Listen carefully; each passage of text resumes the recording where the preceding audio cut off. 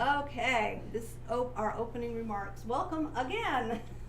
Welcome everybody to the UU Church of Tullahoma, and thank you for joining us this morning in person or in Zoom or in YouTube or however else you joined us.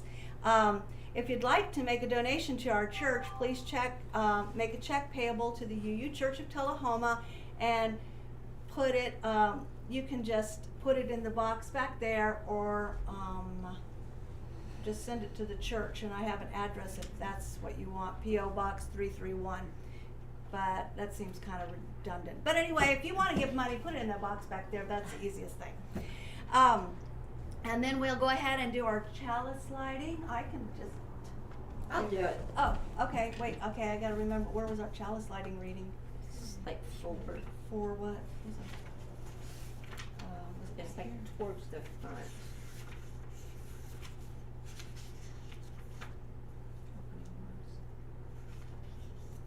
And then it'll keep going to where it says chalice lighting. Oh, there we go. Okay, so I just can do one of these. Yeah. All right. Mhm. All right. Thank you for your consideration and patience today. At times, our own light goes out and is rekindled by a spark from another person. Each of us has cause to think with deep gratitude of those who have lighted or lit the flame within us. Lighted the flame. And thank you, Debbie. Now we can do our announcements. Does anybody have announcements for today? Tom?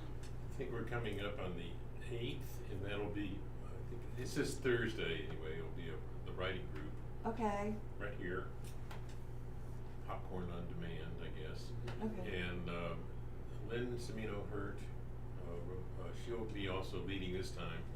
I think I've got two other people, we're switching around. Everybody's taking part in this and leading something. So we've got some other folks. We got a gal who is a friend of mine from Rotary who's going to come. I think she's going to lead some as well. She teaches reading as a kind of a remedial reading. She's got her doctorate in that and cognitive issues for kids and such. Okay. So anyway, that'll be coming up. Thursday group. It'll be Thursday group, second Thursday, 6 o'clock for Here. a couple hours. Okay. Rick? Yeah, the other Thursday group has decided we won't compete with the writing group, so on that Thursday we will not meet. Okay. But we did meet, and a few of us are enjoying the discussion, and we're going to talk about the way our food is going to be made next session. So that's going to be kind of interesting. Yeah. Need to come to that. That is, there's, what, 3 of us, I guess. Yeah. And it's 3 of good. us. It's a good program. Is it here or on? It's on Zoom, so Oh. you can just pick up on Zoom and just. Okay. Any other announcements? Pat? Judge, yeah. Oh, I'm sorry, Pat. I was wondering where the people went on Zoom. Oh, But go ahead. can I go ahead? Yes. This is kind of tentative because I haven't spoken with the people that would actually do this. The 18th, 2 Sundays from today, is the Sunday before Christmas, and it's our tradition to have our Christmas anthem sung that day by all of us.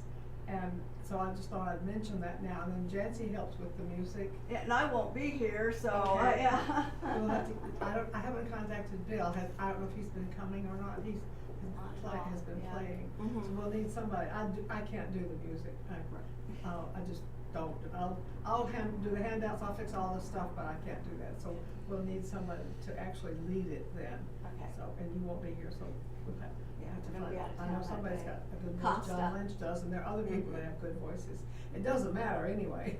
Right, yeah, good voices. You know, if you're gonna make noise up here, just come on. It's a song that's easy to Yeah, sing yeah. without music. so. Right, Well, so- you're talking about the pogo one, The right? Yes, pogo, yeah, pogo. the Yeah. pogo, Mhm. the pogo deck us all with Boston Charlie. Charlie, Which if right. you're not familiar with it, it's nonsense words mostly, and I'll talk a teeny bit about it that Sunday, but, and we only sing the first verse, cause by now there's about 100 verses out there. So if you Google it, you can hear people singing it, but we'll only do that very first verse, and I've got the handouts from some other time, and I'll make sure that we have those for people. And also, I thought it was kind of interesting, it ties in a sense, that Sunday is when Cass is going to talk about Jesus' sense of humor. So maybe we're kind of fit into that too. I thought that was kind of interesting. So just stay tuned and watch for some stuff in an email about it too, okay? Great. Thanks. Costa? Yeah, I just want to announce, it was in the newsletter that I did accept the treasurer's position by default. Also serving as secretary, so we've opened up the secretary's position. If anyone's interested in doing that, we've definitely used the help. I could walk anybody through what those responsibilities are. So we have obviously an open secretary's position and an open program coordinator position. And we have somebody who's interested, she's not a member yet, we're trying to get her a member, so she can Lisa Knight wants to be a member and she wants to do that position, so we're glad about that. Position is that? The program director. Program director. I told her I would help her with it. Oh, yeah. Okay, Jim? All right, yeah, so 2 announcements. The first one is we're exploring whether there's enough interest or not in having another nonviolent communication class starting in January, sometime in January. So if you're interested in that, Casper, I know next Sunday's talk, part of that will be on there'll be an introduction to nonviolent communication.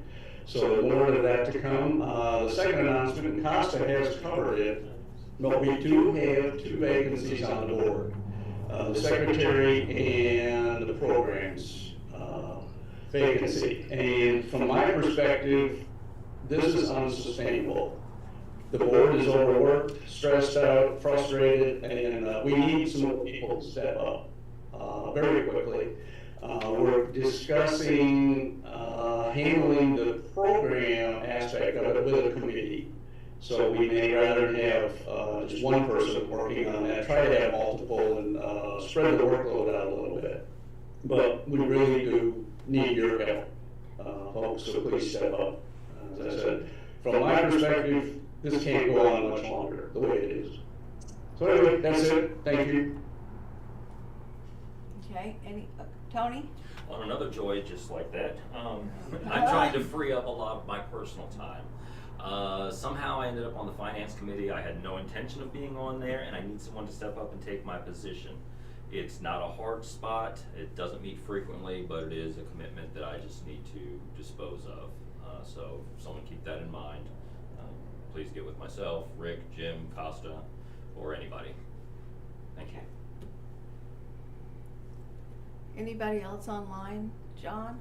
Nothing? No. Okay. Can All we right. just put, Well, yeah, I Yeah, can we don't just know put- where they are. Some people don't want to be seen on YouTube. Oh, okay. All right. That was the announcements, and you know, I have a song I practice. Let's try to sing that now, since we're just kind of doing, since I'm just filling in. So let's turn to page 328 and attempt to do this one.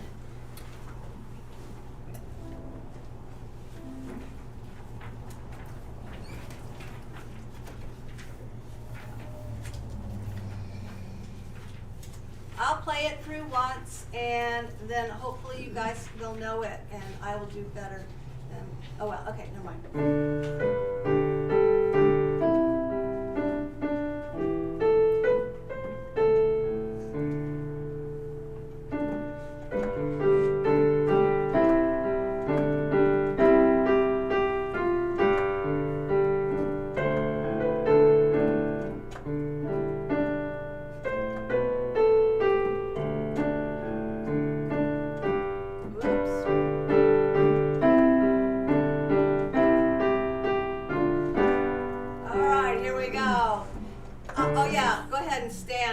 Stand if you're willing, able, and sing really, really loud in spite of what goes on over here. Just kind of keep on going, and I will catch up or whatever. I saw. Well, okay, wait. Let's start again. Okay. I saw. Every day was green. The ruby's mountain tender and buds between.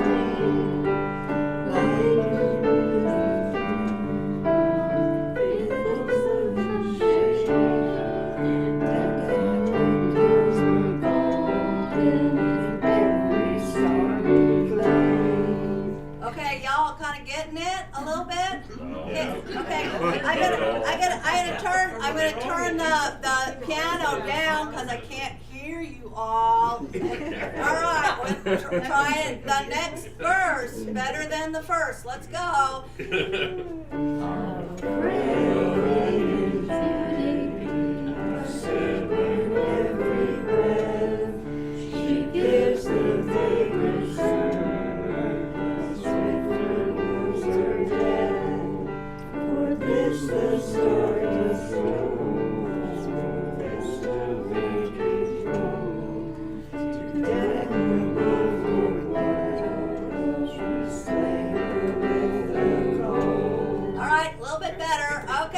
Third verse, better than the first and the second. Come on, y'all.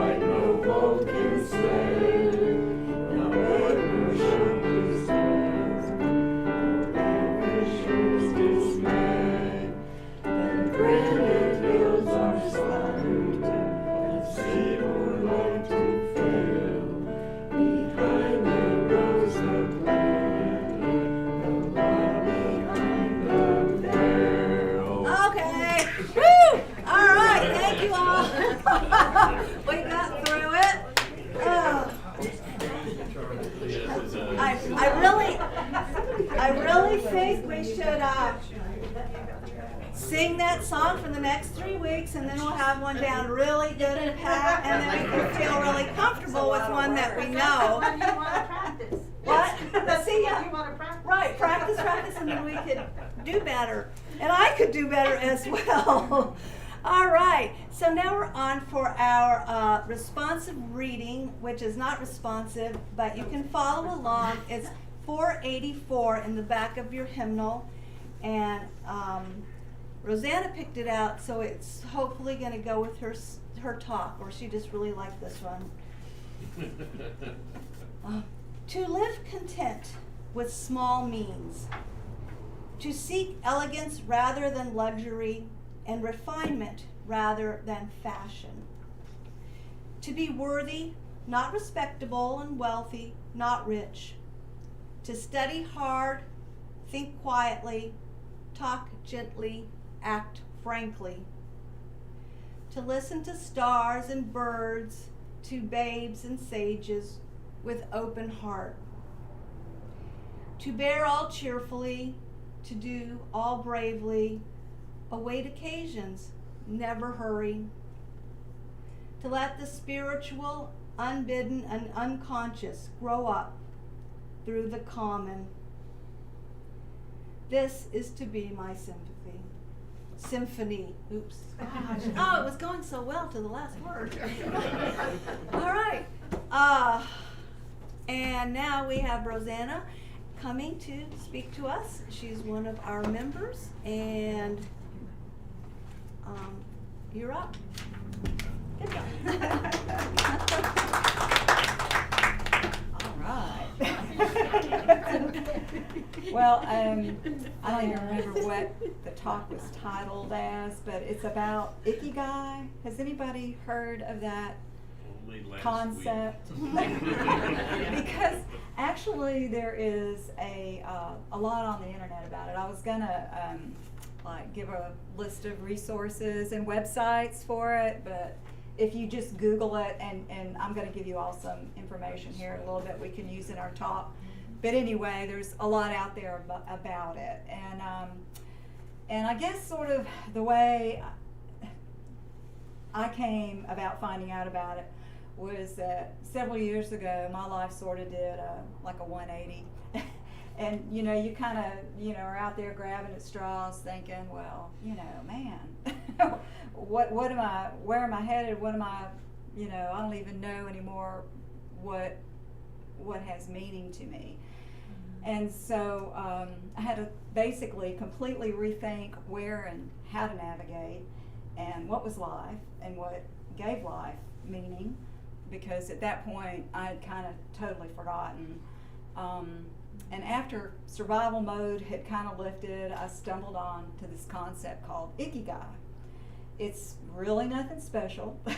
It has no answers. It's mostly just a few simple questions that you ask yourself. It's pretty much just, it's basic common sense. It's not psychology or, anything like that. So it's just the kind of thing that sometimes in life we just need to stop and remember, because they're simple questions that we tend to forget. And mostly, I think the thing I like about it is, it's a Japanese concept, and Japanese language and culture, they fascinate me. I think a lot of it because it's the origin of Zen Buddhism, and it's mostly because, to the Japanese anyway, that harmony, order, and self-development are important values to them, and it's something that we can all relate to. The language, it's really interesting to me. I can't speak it. I know, Debbie, you were in Japan for a while and probably got to use some of the language and learn it. It's filled with lots of words that have they don't translate to one particular thing, and I think that's kind of what makes it sort of beautiful. They're words that describe an essence or concepts, and they're very descriptive in their simplicity, and they're not translatable into an equivalent in English. And here's sort of a few neat ones before we get into the topic further. And I hope I know how to pronounce Japanese, because you pronounce the vowels exactly like you do Spanish. And I always thought it was crazy, because when I lived in Mexico, there was this lady that I met, and she was from Japan. And I was, just moved there, and I was struggling with the language, and she became fluent like in about a year. And I thought, and she couldn't speak English. And I thought, wow, how can, you're from Japan, how can you speak Spanish? And it was because you pronounce the vowels the same. So that made the language really easy for her to learn. Okay, so the first word is hanafubuki. And this word is used to describe how cherry blossom petals float down in masses, like snowflakes in a blizzard. It's just one word. The other one, I'm sure y'all have probably heard this, is wabi-sabi. So I don't know if you're familiar with that. It's a word that expresses the philosophy to search for the beauty in imperfection and accept the more natural cycle of life. It reminds us that things, including ourselves and life itself, are impermanent, incomplete, and imperfect. That perfection is impossible, and impermanence is the only way. Have you all seen the pottery that it's in Japan? It's like a piece of artwork, right? The pottery breaks and it's mended using gold, and there's a word for that. It's called kintsugi.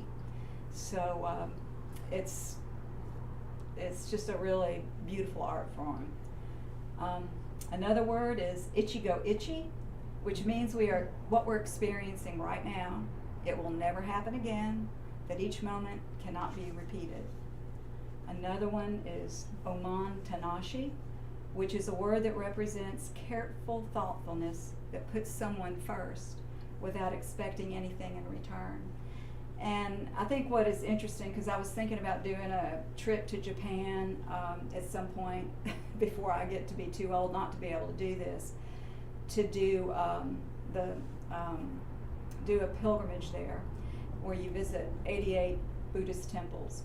And I was reading about all these little places you can stop and eat along the way, and the interesting thing is that in Japan you don't tip. And the reason, I guess, is a lot because of this word, oman tanashi, because it's part of their culture to put people first. So it's like, you don't tip for that. That's just who they are. And I think that's kind of interesting. One of my favorites is kuchi sabishi, which literally means mouth lonely. That's what you say when you want to eat a snack and you're not hungry. Because your mouth is lonely. And the one that I really especially like is itadaki masu, which is basically used in Japan in place of saying grace. And what it means basically is I'm going to receive the lives of plants and animals in my own life, for my own life. And I think that's pretty neat. But anyway, those are just a few, and there's a lot more. It's an interesting language, and hence that's kind of like the word ikigai. Ikigai is a word that was thought to have originated between the years of 794, and 1185, and it doesn't have a single English word that can define it. Ikigai is thought to combine the Japanese words ikiru, which relates to daily living, and the word gai, which means worth or value, or the value of doing. Ikigai has dual meaning. It means life worth living, or being, and worth living for, which is doing. It is much like the term Eckhart Tolle coined, called awakened doing. Tolle further said, the important thing to realize is this: your life has an inner purpose and an outer purpose. Inner purpose concerns being and is primary. Outer purpose concerns doing and is secondary. He goes on to say, doing is never enough if you neglect being. The ego knows nothing of being, but believes you will eventually be saved by doing. I mean, how many of us do that in our own lives, right? I mean, I know I do. If you are in the grip of ego, you believe that by doing more and more, you will eventually accumulate enough doings to make yourself feel complete at some point in the future. You won't. You will only lose yourself in the doing. The entire civilization is losing itself in doing that is not rooted in being, and thus becomes futile. So, I think that, more than anything, I guess you all have probably heard this, that we're more like human doings instead of human beings. And I think we'd all benefit if we practice a little bit more just trying to be human beings. In essence, in this world, there is no real doing without first being. Approach it by taking stock of what brings you joy and how you can serve the wider world. Nick Kemp defined Ikigai best, I think. Ikigai is a life philosophy that involves daily rituals, living your values, building intimate relationships, fulfilling your roles, and pursuing a life goal with a healthy sense of urgency. If you can do some of that, or all of that, you'll experience the Japanese concept of Ikigai. And there are some misconceptions about Ikigai. I read several books and papers on it at one time, and I can relate to why this concept had origins in a Buddhist-based country, which I guess by kind of listening to some of this, you can pick up on that. One thing to be aware of is that the concept of Ikigai is greatly misunderstood, and in most contexts, interpretations of Ikigai that you see today or read about are from a Western entrepreneur's viewpoint. From a business aspect, a framework to create purposeful businesses and to make money. And I'm not saying that concept is wrong. If you Google Ikigai, you'll see these diagrams. And most all the diagrams are made the same. It's a Venn diagram, and actually everybody will get one. They can look at it. And I guess it does really serve a purpose if you're trying to build a business. It's a good thing to look at. But like I said, Ikigai is not a diagram in true life.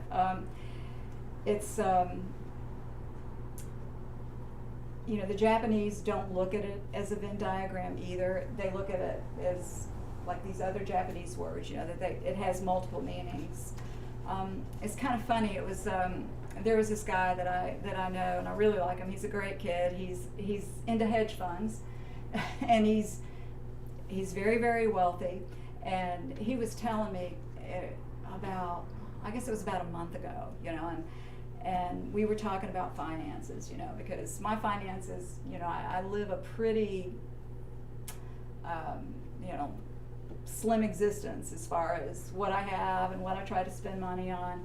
And so I had this money set aside, like I've got a really old HVAC, and I'm thinking, you know, I need to be prepared, right? One day that HVAC is going to break, and I need to have the money set aside to take care of it. And so he tells me, he goes, well, have you heard of Ikigai? And I thought, why, yes, I have. And he goes, well, you know what you need to do? And he goes, you need to take that money and buy yourself a new bicycle. Because that's what gives you value. And I'm thinking, well, you know, yeah, you know, I don't know if you're barking up the right tree with that. It's something I'm still thinking about. You know, I don't know, do I want to ride a new bike, or do I want to stay warm and cool? Maybe y'all can help me out with that, you know? I mean, the HVAC, you know, yeah, you know, but it's not like a new bicycle.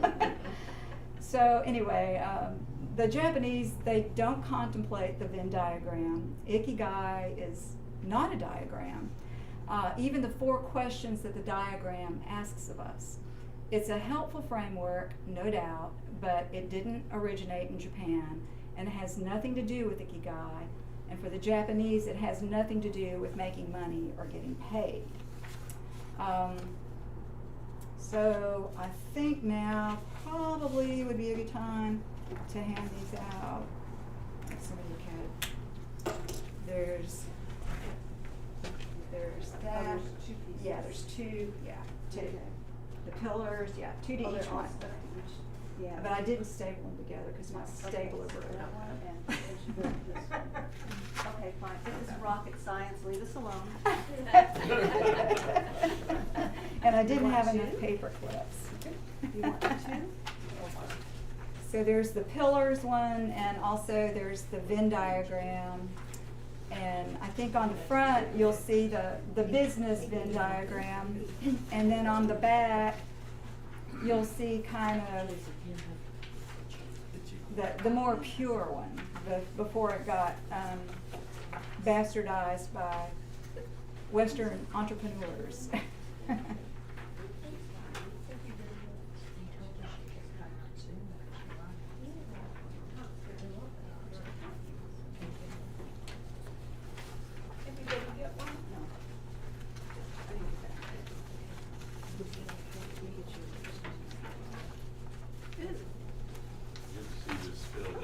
Okay. I didn't Did you know need there'd be one? enough for Yeah, me. Yeah, I've got yeah.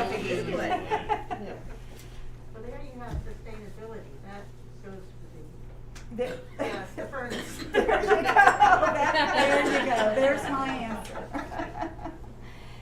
Okay, and we talked about this a little bit earlier. In Japanese conversation, the word ikigai is used to indicate the things that make one's life worthwhile. It includes all the things we value, from the small joys of life to the pursuit of life-defining goals. It is personal. It reflects the inner part of an individual. It contributes to our overall health by relating to our creativity, which is indispensable to our well-being. Ken Mogi, and I think of Janet because she said this, who is he's knows about ikigai, but he's not an ikigai. Ha Now Janet figured that out. He came up with the 5 pillars that are more useful than the Venn diagram. I think you all have a copy of that, which is start small, let go, harmony and sustainability, joy in little things, and being here now in the present. And lastly, the thing, and we'll talk about this when we get back together for Talk Back, is how do you find your ikigai and live a life full of worth and value like you want to live your life.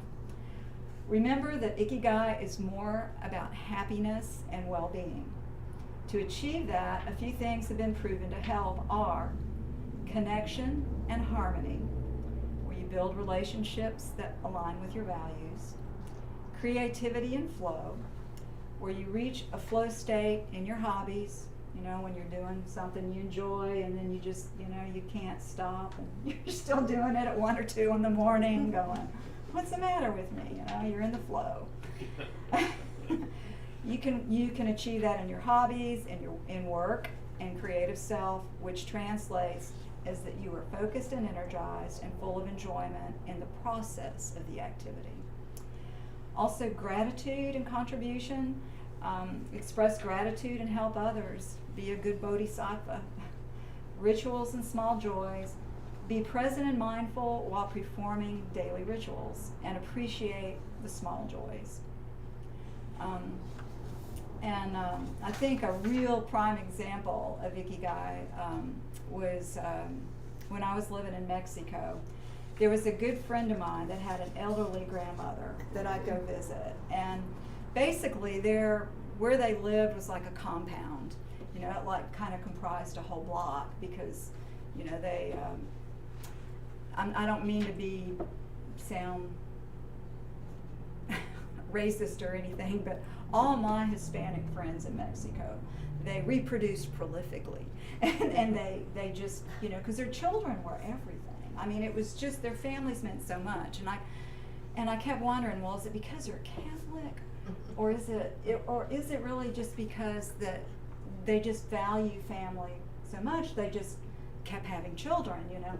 But their whole family like lived on a block, and they would just add on to their house and add, you know, go buy some more blocks and add on. And, you know, I hung out there, you know, quite a bit. And anyway, her grandmother I really, really loved. She had great stories to tell. She danced with Porfirio Diaz. I met Pancho Villa. Wow. Right. I think her father owned a photography shop, a studio in the state of Chihuahua somewhere. But anyway, she was telling me a story that when she was about 69, she fell. Like their house, if you look, they had a pool table downstairs, and their house was like, had a balcony on the second story. And I don't know why she fell, she didn't tell me, but she fell over the balcony and landed on the pool table at 69. It didn't hurt her, she was fine. But I used to just get the biggest kick out of her, because when I'd go sit and listen to some of her stories at night, you know, every night she had a cigarette, and we would sip tequila together. And like this part of her dress had like little holes in it. She'd be holding her cigarette, you know, and the end would be red or, you know, get longer. And I would just think, she's just going to catch herself on fire one day. And that's how she's going to go, you know. I just knew it, you know. All of her clothes, her dresses had holes in it up here. But anyway, she lived to be 104. Wow. And she took care of her children, her great-grandchildren, and she still served a purpose in that home. And I think this Ikigai, this concept, it mirrors a lot. I remember Peter did a talk one time about Viktor Frankl and man's search for meaning. And in that talk, there was this part about the blue zones, you know, where people live the longest, which is in, you know, maybe areas of Greece. You all probably know some. Italy. I think even if Mexico didn't have such a pollution problem and other issues, it would probably be there as well. I think they're faced with a lot of environmental problems that cause people to have shorter lives, and, you know, plus the cartel issues there are terrible. But that where people have value and meaning and feel like they're serving a purpose, they live to be really, really, you know, old. And they have found that out in Japan with this Ikigai. You know, when you have your Ikigai and you've found it, and, you know, it's a good thing. I think one of the things about it too is that through our lives, you know, that's going to change. You know, I was talking to my daughter one time, and we were talking because I thought, at that time it was like, well, I really kind of don't know what to do anymore. You kind of feel like you've done it all and you're just sort of this burnout point. And I asked her, I said, do you ever feel that way? And of course she's a mother with young children, and she says, you know, these children are my purpose. You know, so after her kids leave home, you know, she's going to have to reevaluate that, right? I mean, we all go through that. So there are a few rules about Ikigai, and this will wrap it up. So you want to stay active, not retire. And if you look at the Venn diagram, the one that is the purpose Venn diagram, the bottom says that, excuse me, which you can be paid for. Well, you know, you can also volunteer. I think that can also be mean that which is valued. So you wanna just stay active and stay engaged in something that means a lot to you. Take it slow. Savor the minutes instead of counting them. Don't fill your stomach. There's a word in Japanese that means, the word is heri hachibu is the term, but you don't fill your stomach more than 80% when you eat. You don't eat until you're full. So you have less illness and heart disease if you do that. Surround yourself with good friends, so connection's important. Get in shape for your next birthday. That's pretty important. Smile. It elevates mood, relieves stress, and it's contagious. Reconnect with nature. Nature generates positive emotions such as calmness, joy, and is associated with lower levels of depression and anxiety. Give thanks. Think of small things you can be grateful for. Be present, live in the moment. That's all that exists. We can't go back, and the future's not here yet. And follow your Ikigai. Passivity, and I don't know who said this, but I like it. We'll just end here. Passivity and busyness are the greatest distractions from living. We show up for our obligations, but are absent from ourselves. And that's it. I'm anxious to hear what y'all have to say.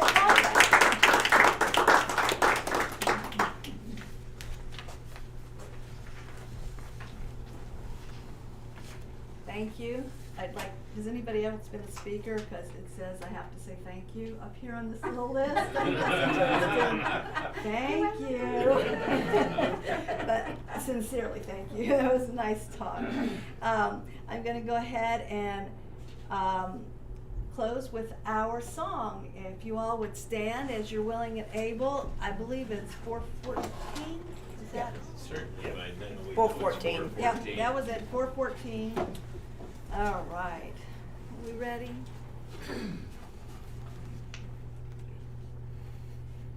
As we leave this friendly place, love give light to every face. May the kindness which we learn light our hearts till we return. Thank you, and hope to see you next week. And go get some snacks or coffee, or if it's, and there are out there, so go get some snacks today. 80%. 10, I don't know, yeah,